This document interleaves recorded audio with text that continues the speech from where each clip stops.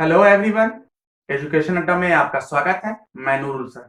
मैं आज आपको बताऊंगा प्रोबेबिलिटी के अंतर्गत जब कोई पासा फेंका जाता है तो उसका सैंपल स्पेस बनाना सिखाऊंगा। इस पर आधारित क्वेश्चंस आते हैं। अगर आपको सैंपल स्पेस नहीं बनाना आएगा तो आप क्वेश्चन भी नहीं लगा पाएंगे। तो अब आपके मन में होगा ये सर सैंपल स्पेस क्या होता है। तो सैंपल स्पेस के बारे में मैं बताऊंगा कि किसी भी रैंडम एक्सपेरिमेंट में जो पॉसिबल आउटकम्स होते हैं उनका जो सेट होता है उसी को हम क्या कहते हैं, सैंपल स्पेस कहते हैं। प्रतिदर्श समष्टि हिंदी में कहते हैं इसको। अब आप दो वर्ड्स आए हैं, रैंडम एक्सपेरिमेंट। अब आपके दिमाग में होगा कि ये रैंडम एक्सपेरिमेंट क्या होते हैं सर। रैंडम एक्सपेरिमेंट और दूसरा आपके इसमें आया है आउटकम्स। दूसरा वर्ड्स आया है आपका outcomes. The set of all outcomes in random experiment is called the sample space. दो वर्ड्स आए इसमें, रैंडम एक्सपेरिमेंट और दूसरा है आपका आउटकम्स। अब ये आपके सवाल जहन में जरूर आ रहा होगा कि ये रैंडम एक्सपेरिमेंट क्या होता है। देखिए, रैंडम एक्सपेरिमेंट ऐसे एक्सपेरिमेंट होते हैं जिनमें आने वाले रिजल्ट का अनुमान लगाया जा सकता है, उसकी सर्टेनिटी क्लियर ना हो। मतलब जो आने वाला रिजल्ट है वो आपको पता ही ना हो कि इसमें रिजल्ट क्या होगा, तो आप उसमें खाली गेस लगाएंगे, संभावना करेंगे, अनुमान करेंगे। जैसे आप एक रुपए के सिक्के को कई बार उछालो, एक बार उछालोगे तो हेड आ सकता है, टेल आ सकता है। जितनी बार आप उछालोगे, टॉस कॉइन करोगे, लेकिन आपको ये नहीं पता होगा, अनुमान ही लगा पाओगे कि इसमें हेड आएगा कि टेल आएगा। एग्जैक्ट आप नहीं बता पाओगे। तो ऐसे एक्सपेरिमेंट्स जिसमें परिणाम का पहले से पूर्वानुमान ना हो, गेस ना हो, ओनली गेस लगा सकते हैं, क्लियर ना हो, तो ऐसे जो रिजल्ट्स होते हैं वो आपके रैंडम एक्सपेरिमेंट्स कहते हैं। ठीक है ना, जो संभावनाओं पर आधारित हो। फिर होता है आपका आउटकम्स। आउटकम्स का मतलब ये होता है जब हम कोई प्रैक्टिकल एक्सपेरिमेंट करते हैं तो उसमें जो आने वाले संभावित परिणाम होते हैं, जो पॉसिबल रिजल्ट्स होते हैं, उन्हीं को हम क्या कहते हैं, आउटकम्स के नाम से जानते हैं, आउटकम्स के नाम से जाना जाता है। आउटकम्स जैसे आपने किसी भी आपके पास सपोज कर लीजिए लूडो का पासा है, डाइस है, उसको आपने फेंका। तो जब आप उसको फेंकोगे तो आपको ये क्लियर नहीं है कि उस पे एक आएगा कि दो आएगा कि तीन आएगा, चार आएगा कि पांच आएगा, छह आएगा। वो तो आने के बाद ही पता चलेगा। लेकिन रैंडम एक्सपेरिमेंट क्या कहता है, रैंडम एक्सपेरिमेंट यही होता है जब कोई भी इवेंट घटना घटित हो रही होती है उसमें क्लियर ना हो कि आने वाला रिजल्ट क्या होगा। ऐसा रिजल्ट जो क्लियर ना हो, सर्टेन ना हो, पॉसिबिलिटीज बनी रहे, ऐसे एक्सपेरिमेंट को हम क्या कहते हैं, रैंडम एक्सपेरिमेंट्स कहते हैं, जिसमें पॉसिबिलिटीज ऑलवेज बनी रहती है, संभावनाओं पर जो आधारित होता है। तो आउटकम्स आपका 1 आ सकता है, 2 आ सकता है, 3 या 4 पॉसिबल आउटकम्स जो होते हैं, पॉसिबल रिजल्ट्स जो होते हैं, उन्हीं को हम क्या कहते हैं, आउटकम्स के नाम से जाना जाता है। तो अब क्या कह रहा है, सैंपल स्पेस। सैंपल स्पेस का मतलब the set of all outcomes in random experiment.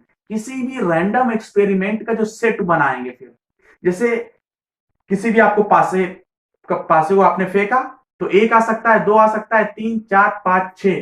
तो ये जो पासे का जो सेट होगा, एक आ सकता, चार, पांच, छह, ये आपका जो सेट कहलाएगा ना, वो आपका क्या कहलाएगा, सैंपल स्पेस कहलाएगा। और इनके अंदर जो पॉसिबल आउटकम्स हैं, इनको हम क्या कहेंगे, सैंपल पॉइंट्स के नाम से जानते हैं। ठीक है ना। अब हम इसका सैंपल स्पेस आपको बनाना सिखाएंगे।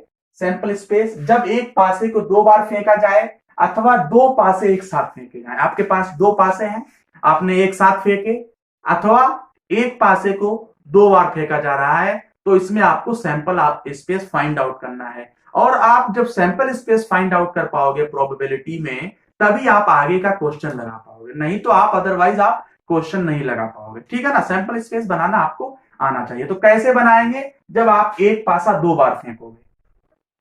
When two dice is thrown simultaneously, how to be find the sample space।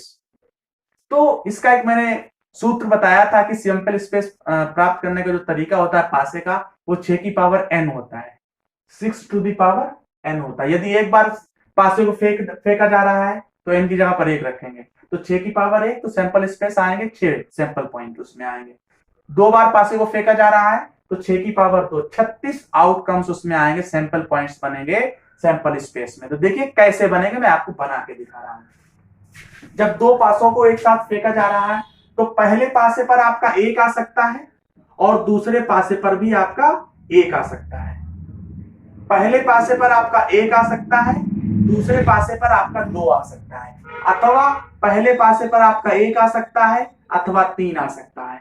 पहले पे 1 आ सकता है, 4 आ सकता है, 1 आ सकता है, 5 आ सकता है, अथवा 1 आ सकता है अथवा 6 आ सकता है। तो ये आपकी पॉसिबिलिटीज हैं। पहले पासे पर 1 आ सकता है, दूसरे पर 1 2 3 4 5 6 आ सकता है। उसी तरीके से पहले पासे पर 2 आ सकता है, दूसरे पासे पर 1 आ सकता है, 2 आ सकता है, 2 आ सकता है, 2 आ सकता है, 3 आ सकता है, 2 आ सकता है, 4 आ सकता है, 2 आ सकता है, 5 आ सकता है, और 2 आ सकता है और 6 आ सकता है। ठीक है, ऐसे ही तीसरे 3 आ सकता है, क्योंकि पॉसिबिलिटीज क्योंकि रैंडम एक्सपेरिमेंट में आपको क्लियर ही नहीं होता है कि कौन सा रिजल्ट आपको सर्टेन आएगा। तो पॉसिबिलिटीज को ही तो फाइंड आउट करना होता है। 3 आएगा, 1 आएगा, 3 आएगा अथवा 2 आएगा, 3 आएगा अथवा 3, 3 4, 3 5 और 3 6, 4 1, 4 आ सकता है पहले पे, दूसरे पे 2 3 4 5 6 आ सकता है, 5 आ सकता है,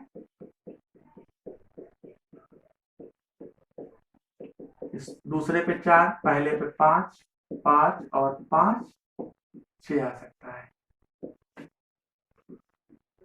6 आ सकता है पहले पे, दूसरे पे 2, पहले पे 6, 3 आ सकता है, 6 4 आ सकता है, 6 5 आ सकता है, 6 6 आ सकता है। तो आप गिन लीजिए, 1 2 3 4 5 6, 1 2 3 4 5 6, 6 बाई 6 का ये है, तो 36।